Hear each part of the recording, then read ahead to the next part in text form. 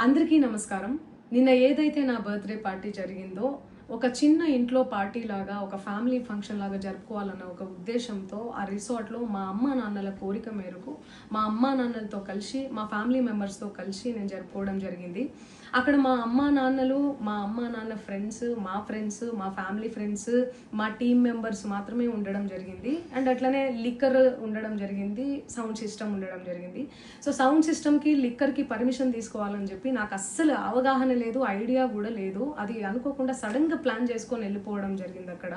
So అందుకు నాకు అవగాహన లేదు, లేకుంటే నేను డెఫినెట్లీ తీసుకునేదాన్ని. నాకు అసలు గైడెన్సీయే లేదు. ఎవరైనా గైడ్ చేసినా కూడా నేను పర్మిషన్ తీసుకునేదాన్ని, లేకపోతే నేను ఎందుకు ఇలా తెలిసి చెయ్యను కదా. సో ఇదంతా ఇలా తెలిసి అయితే నేను తప్పు చేయలేదు, తెలియకుండా ఇది జరిగిపోయింది. అండ్ అక్కడ లోకల్ లిక్కర్ తప్ప అసలు వేరే ఏ ఇతర పదార్థాలు, మత్తు పదార్థాలు కానీ వాడడం అసలు జరగలేదు. అక్కడ దొరకలేదు కూడా, పోలీసులు సెర్చ్ చేసినా కూడా. అండ్ అక్కడ ఎవరికైతే పాజిటివ్ వచ్చింది అని చెప్పి పోలీసులు చెప్తున్నారో ఆయన ఎక్కడో ఒక చోట తీసుకున్నాడు, ఎప్పుడో తీసుకున్నాడు అని చెప్పి తేలిందని చెప్పి పోలీసులే చెప్పారు. అండ్ అది ఇన్వెస్టిగేషన్ కూడా జరుగుతుంది. మేము కూడా పోలీసులకు కోఆపరేట్ చేస్తున్నాము. అండ్ నేను ఎందుకు ఇలా చేస్తాను, అసలు నాకు తెలిసి ఎందుకు చేస్తాను?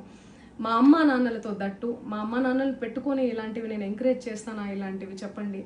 అండ్ ఒక రోల్ మోడల్గా, ఒక ఇన్స్పిరేషనల్గా ఉండాలని అనుకుంటాను, కానీ నేను ఇలా ఎందుకు చేస్తాను? సో ప్లీజ్ దయచేసి మీడియా మిత్రులకు నా విన్నపం ఏంటంటే, ఆధారాలు లేని అభియోగాలు నా మీద అస్సలు మోపద్దు ప్లీజ్.